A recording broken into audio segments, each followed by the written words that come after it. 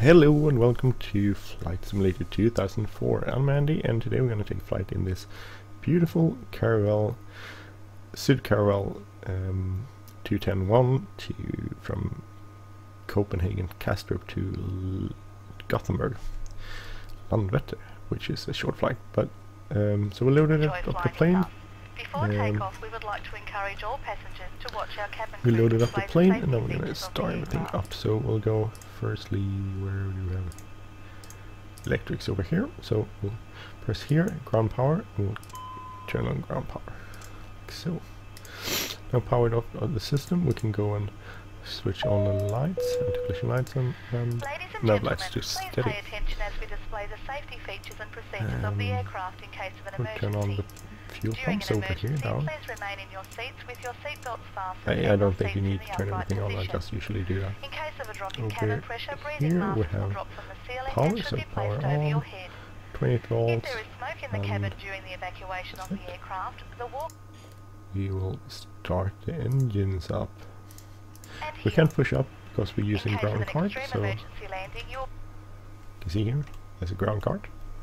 That came up when we actually with your started hands over your head. things. So we'll We would start also like to and remind you engine that you 2 should and turn we'll off press all here. electronic devices. We should We have, thank you for paying attention during And this it's not brief here. presentation. you see that. We'll introduce fuel around here soon. There you go. The engine is starting up and spooling up. So this is the historic jet group. No, what is? I'm gonna put a link in the description. It's their model and it's really cool. You should download it. It's good sound, good. Oh, everything is good about it. There's practically nothing that's not good about it. Just saying. So spooling up.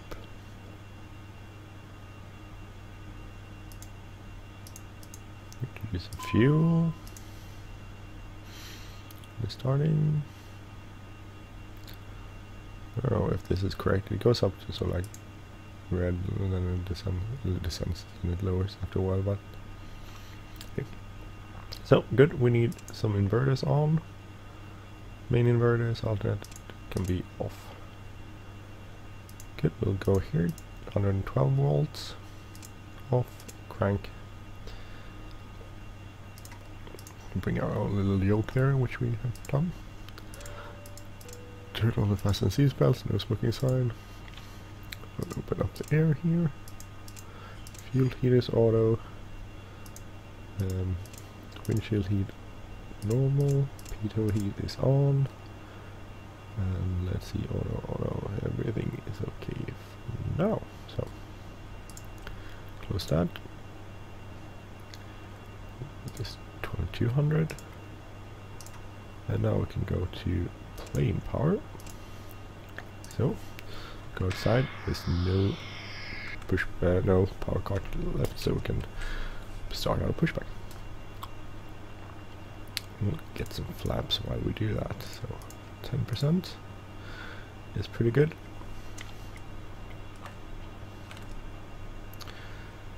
So we're here at Kastrup and can check the weather.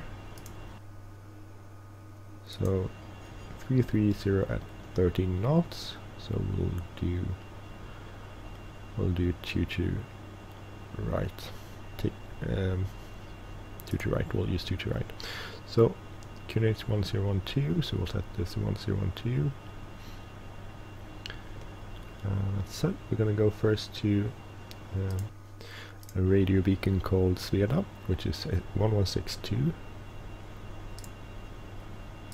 Let's see. 1162, so we'll have 162 here.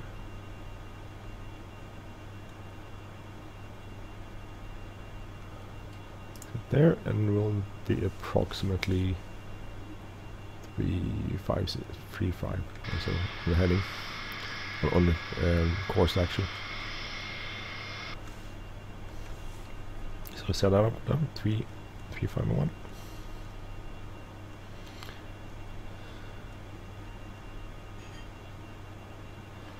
Okay, so good. Taxi. out to the runway. Just need a little bit to get off there. The FS2004 has this funny sort of sticking thing where the planes want to stick to the ground first. It takes a lot of power to get them off, unfortunately. That's a cool 777.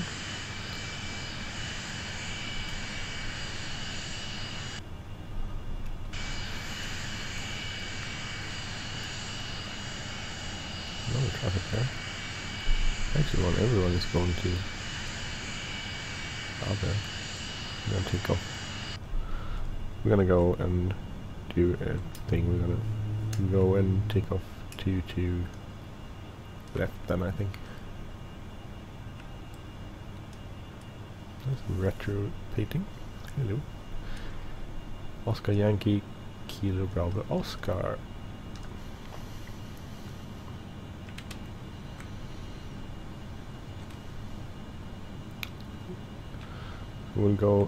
We're switching our runways. We're going to take off from runway 2 to left instead. We'll do a left hand pattern out.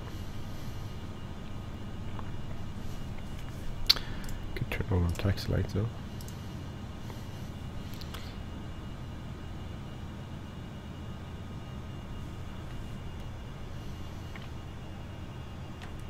I think this is some sort of payware. I can't remember everything. I bought so many things during the years for FS2004. I really have no idea anymore what I own and not own. I mean, what I bought and what I installed. So I can't really say where this comes from.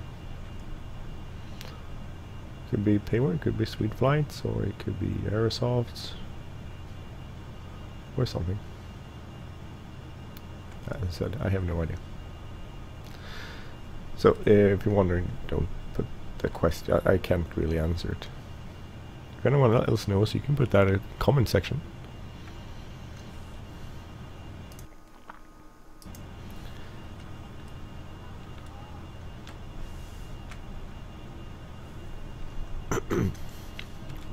See, come up to 22 left. Don't know if there's any traffic inbound, doesn't look like that. So I'm using Active Sky as a weather generator. I think that works really good. It's a really good mod. I do think I have those clouds from there. I'm not 100% if the clouds are from a package or if it's another package I've installed.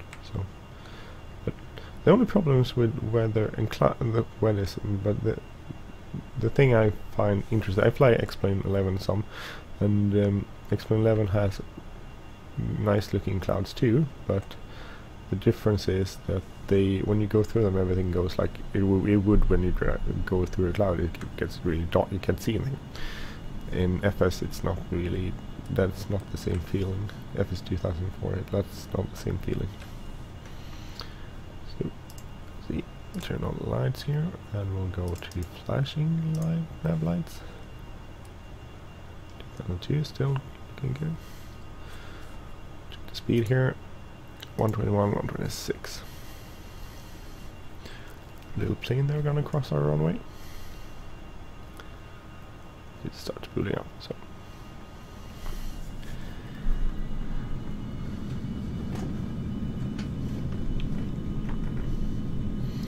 (121, 126). So keep an eye on that. Airspeed alive. Keep it centered. Get my little.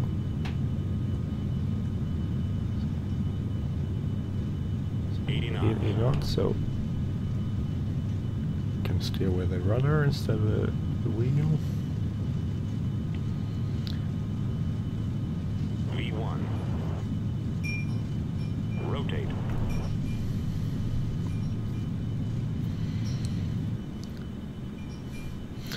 Positive rate.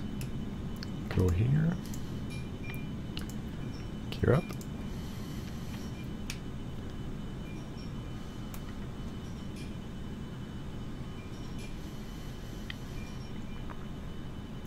Gears up. taxi lights off.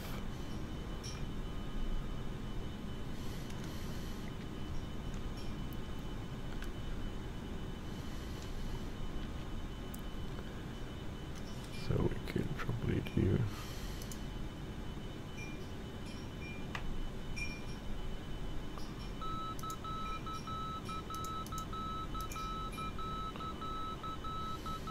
we'll do right hand pattern actually. Get the flaps up. Engage the autopilot and we'll go 90. 90% on the engines. And do a nice little turn here.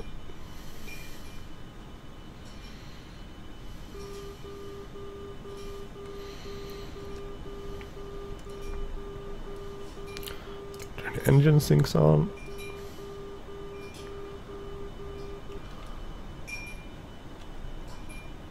The interior pictures here are from, I think it's a 727 or 737-200. So they're not like, they're not actually Caravelle interiors, but there is one of the cockpit panel packages which you can find on the website is actually has interior. So ice these and this. Get eyes off.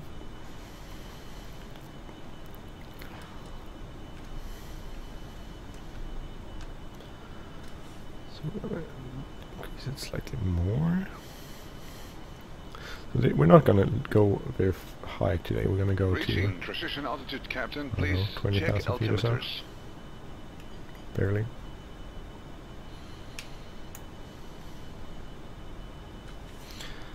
So 2992 set.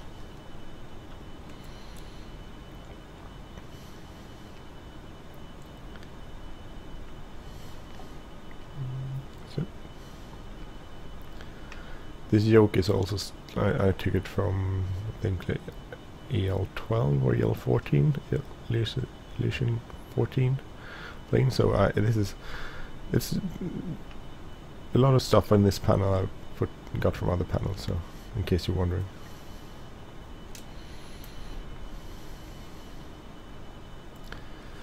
So if we want to, we could start our autopilot here, engage, then we'll go VOR, fly the VOR. And we could maybe down. There's a kind of climbing at a fast rate, and we're losing speed at a fast rate, which is not very good. This is not the most. Almost 10,000, so we can speed up. Turn the lights off, and we'll turn seatbelts off.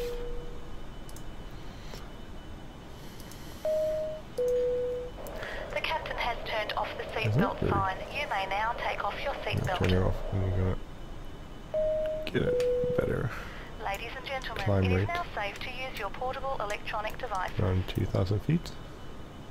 That's pretty okay.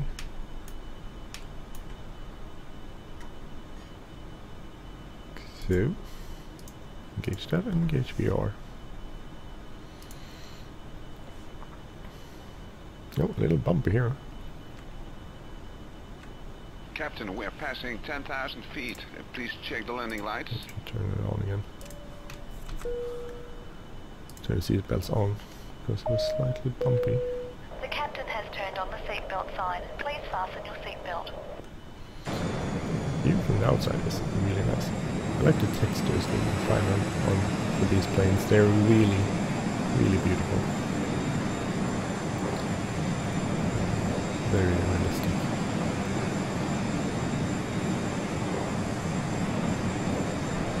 Very cool. You should, if you like it, you should see. There's actually a guy that has rebuilt a complete cockpit of one of these, where you can fly it as a simulator.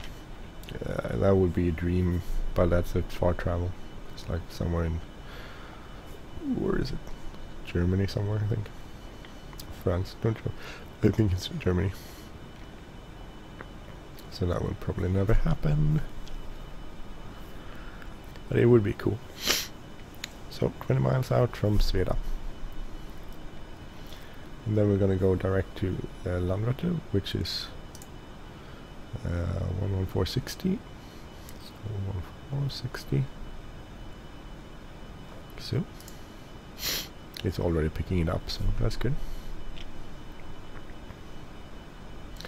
So not gonna go. It's a 124 nautical mile flight, so it's really short flight. This, so we won't go up to a lot of.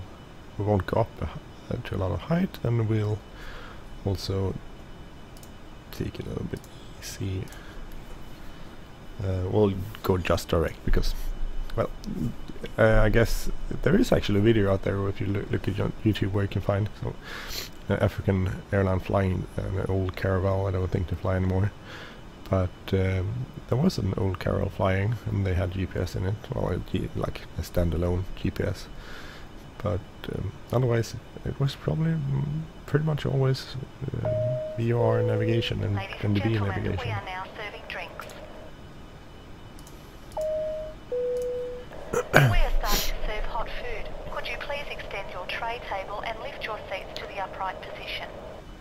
Don't know what to do with these. If you look at the nozzle, it's in the green, but this is in the yellow.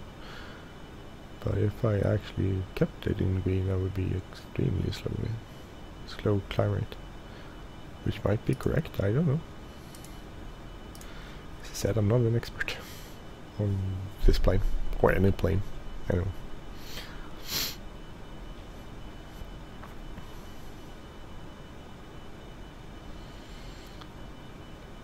Go up to like 95 if we wanted to.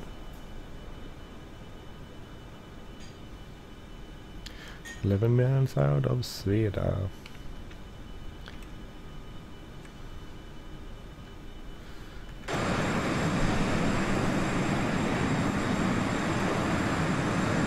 Good sounds, good overall.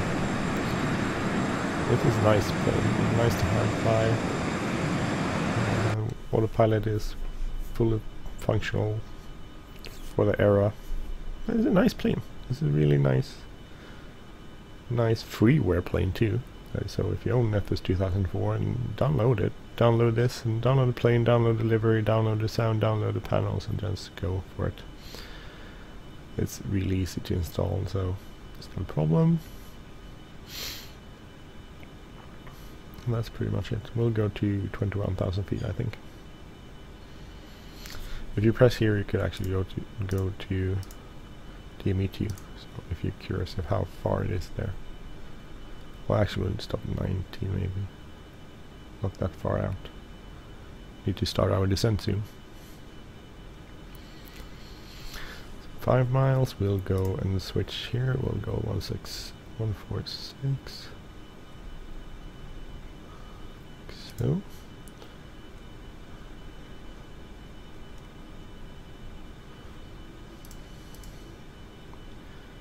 And the VOR is engaged, so we'll just turn there and go direct Landvetter. And we're close to 18.5, so we'll just level off shortly.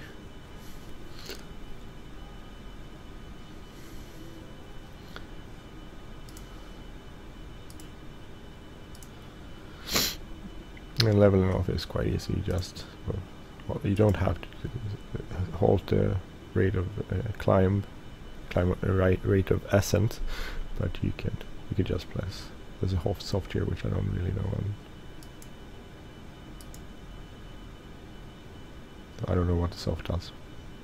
Probably in the documentation though. So that's basically it. Press altitude when you at the altitude you want to be at, and then you need to reduce the power because otherwise you will overspeed. It goes pretty fast. Actually, going pretty fast. 70.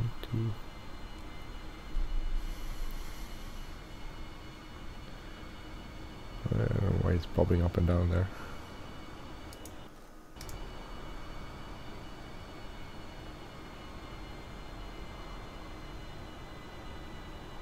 Like 50%. That's not a lot.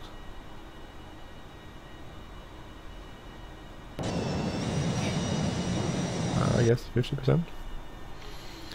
Don't know why it's popping up and down.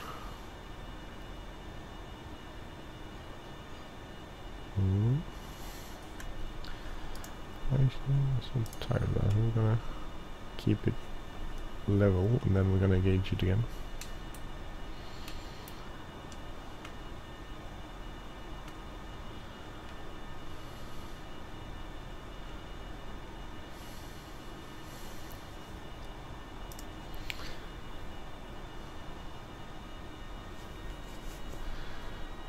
C6, see how that works.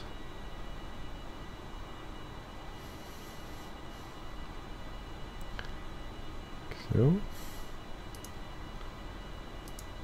altitude, VR, see if it stays there.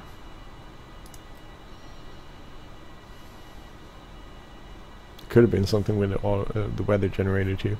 Sometimes that messes up stuff like speed.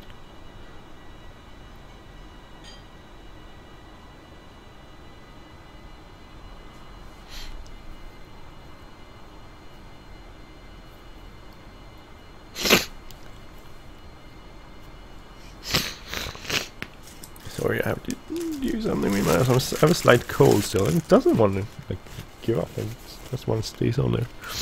Very boring. I apologize for this.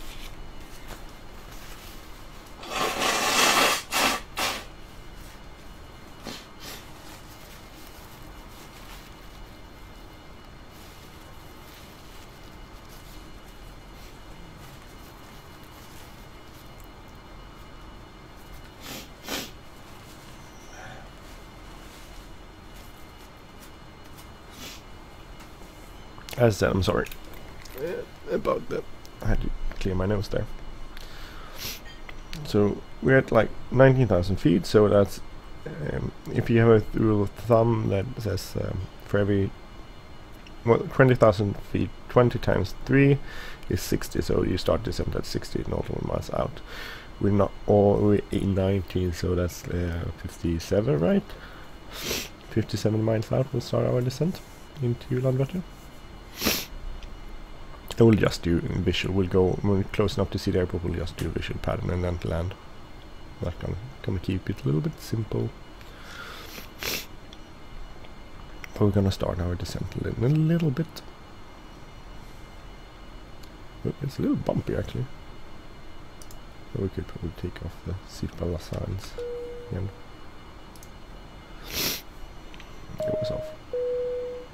The captain has turned off the seatbelt sign. You So may this now is take off pretty your much seatbelt. over somewhere over where I used to live, where I grew up. Turn off the sound there. I think down here. This I can't see it for the clouds, but down here is a place called Halmstad, which is my hometown where I grew up. There lives about around 100,000 people there, so it's not the biggest town, but it's not the smallest town either. It's big enough so you don't know everyone. I enjoyed growing up there. It's a nice town. So over there, Halmstad. I think my parents still live there. If you go, this is a bay, so we'll see. My parents live around here. I guess no, maybe here or so. So pretty, not central, but in the outskirts of the town. In a little Swedish house. That's the fun part about Sweden. Everything looks the same. Basically, so we built a lot during the 60s, 70s, and so pretty much all the towns built in the same sort of way. It's like we have a generic way of building towns and housing areas. So you can basically drive to any Swedish town and you walk around there and it looks the same. In the city centers there might be some differences, but otherwise if you drive to any built housing area built during the 60s, 70s, 80s, everything looks the same basically. You could be anywhere. Doesn't matter if you're in the northern part of Sweden or the southern part of Sweden, it's basically the same everything. So that's kind of funny. Let's see, let's start our descent. So disengage altitude, I will go about 3 notches down. We'll start reducing power too. And we'll see. Do 2 more. If you do too many, it will just go woo, dive. Basically, we don't want to do that. We want to control descent. So 1,000 feet now. We're going to go to at least 1,500 feet for our descent. Should be there, I guess, soon.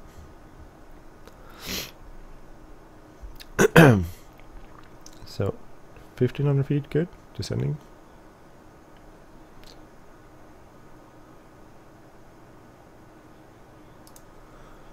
And we'll check out the weather in Gothenburg, and that's pretty nice. It's 080 at 6 knots, ceiling visibility okay, -7, QNH 1036. Oh, that was a difference.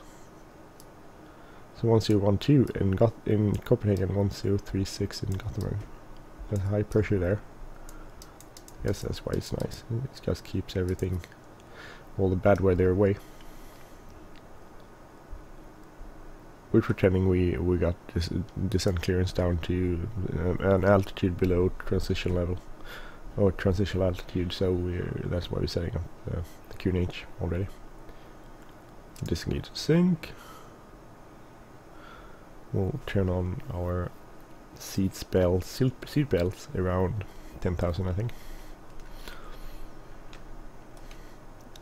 So a short flight, but a pretty nice flight. I mean, nice day, a bit cloudy, but that's it. So if our weather active sky whatever it's called, if our software there for the weather actually works, it should clear up when we get to Gothenburg, because it says ceiling and visibility okay, so it shouldn't be any clouds at all, barely any clouds at least.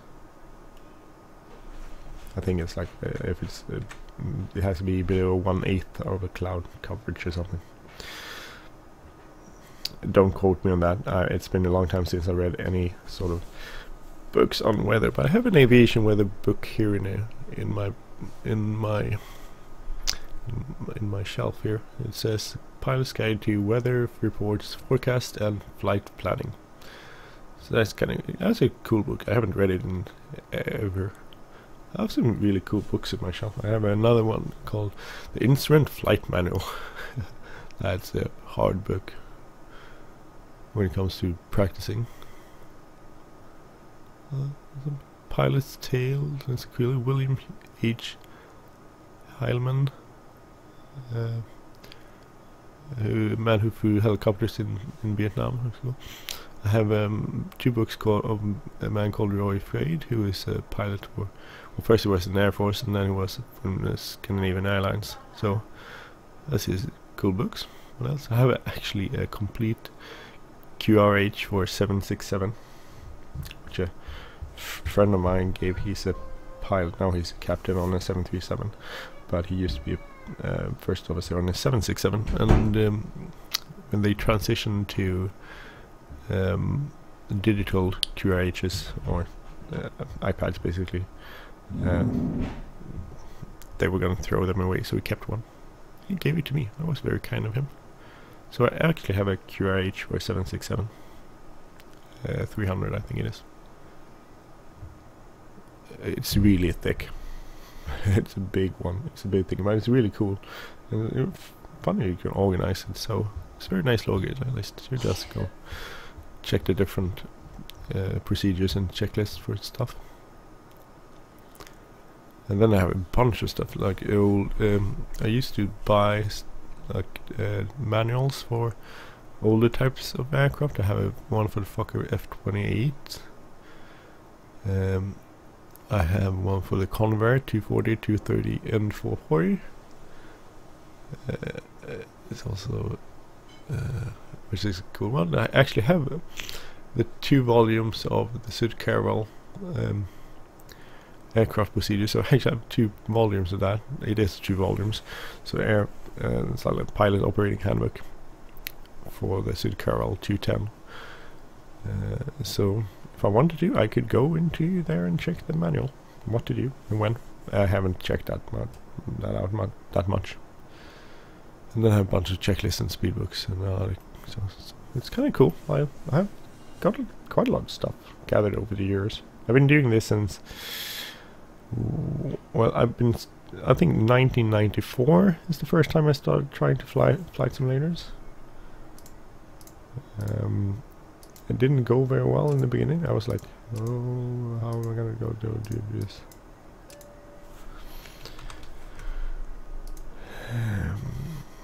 But I have improved. So we'll turn on the landing lights, reload to 50 almost. 25 miles out, so we might want to descend slightly more. Just one notch more. So anyways, I started out in 1994, and in about 2001, I think it was 2001, I actually started keeping real track of my logbook hours in an Excel document on the computer, and I'm still using that. So every flight I do, I put it in a log. And well, I don't know if I should read these numbers, because they're actually sort of horrible in the way that if you look at the amount of hours I spend in front of a computer playing flight simulators. But I'm gonna bring it up so you can see my stats, and they are horribly high, basically. And I didn't know anything. I'm self-learned. I had no idea of flying. When I just started, I could do an ILS approach and land, and I could take off. But as soon as I took off, I turned on the autopilot, and as soon as I carried it on until it was ready to land. So I was good at managing systems, but not very good at flying. So I couldn't hand fly anything.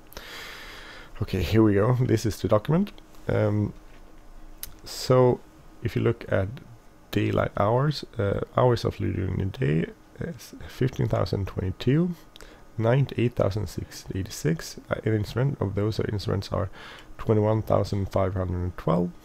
So that brings total hours in non-instrument. I didn't divide it. The total hours with instrument time is 23,929.42.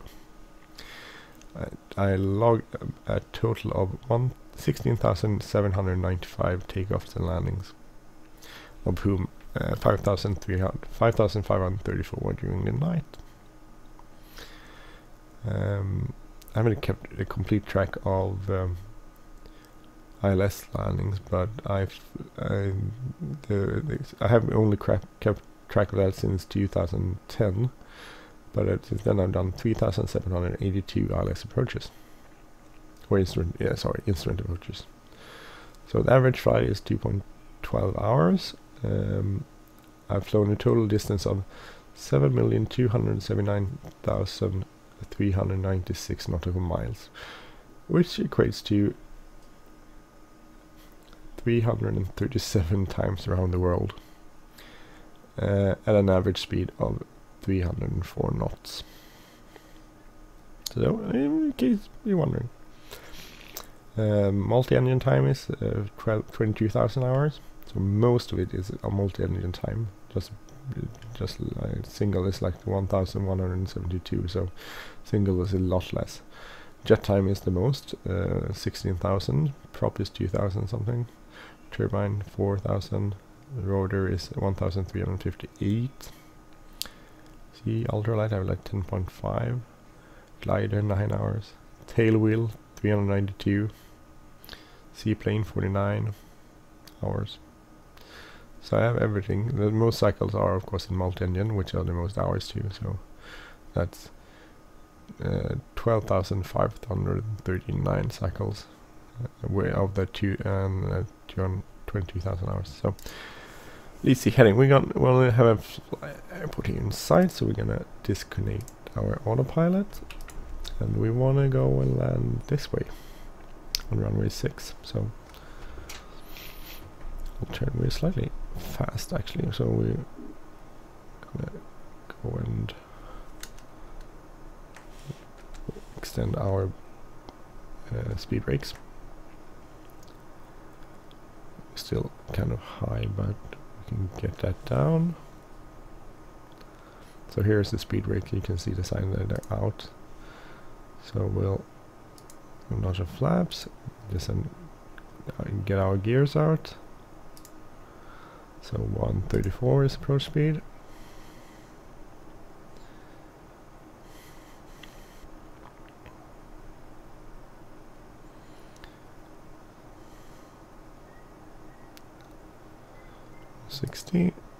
Bring flaps down, get the speed brake retracted, and we'll let the gears down 3 greens. Some speed, but we're going to continue our quite rapid descent because we want to don't come in too high. So 134 is approach speed. Keep that under control.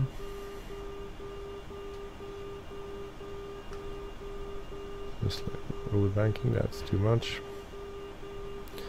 So 145, 140 knots. Use some speed. Go. Vertical profile is kind of nice. It's good. 1,000. Slightly low.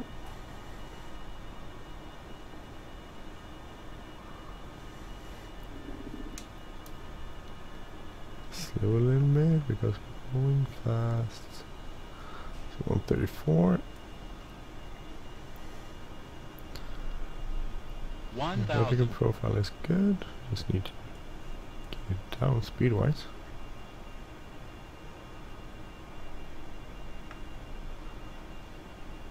$140 almost. Go.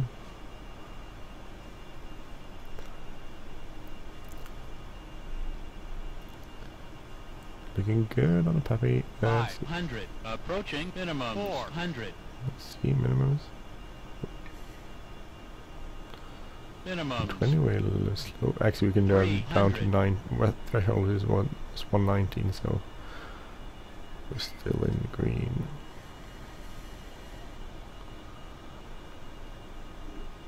$200.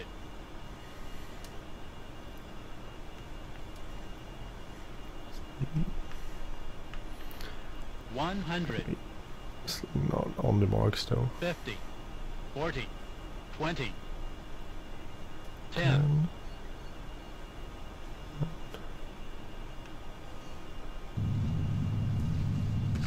Extend spoilers. Just keep it on the center line.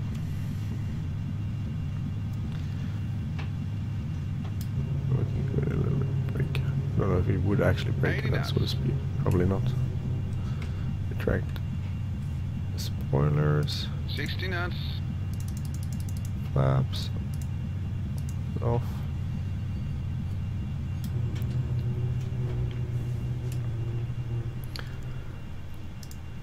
Turn the tax lights on. Please remain seated until the aircraft has come to a complete stop.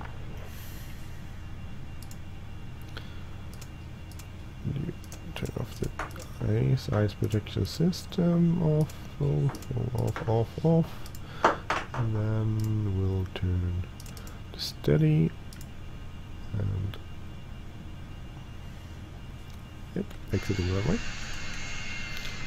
This nice and short flight from Copenhagen to Landvetter, which has been in total, because I have a logging system for that, 137 nautical miles, in case you're wondering. So we're just gonna pack taxi up here in park, and then we're done flying for today, I think.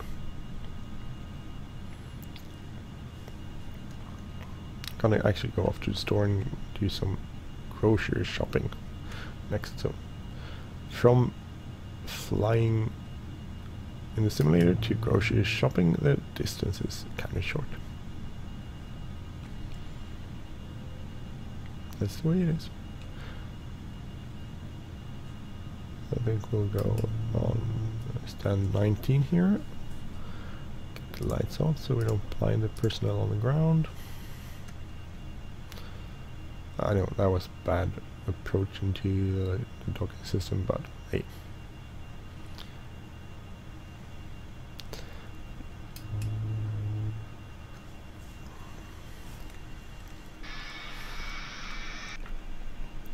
See if the docking system will tell me when to stop.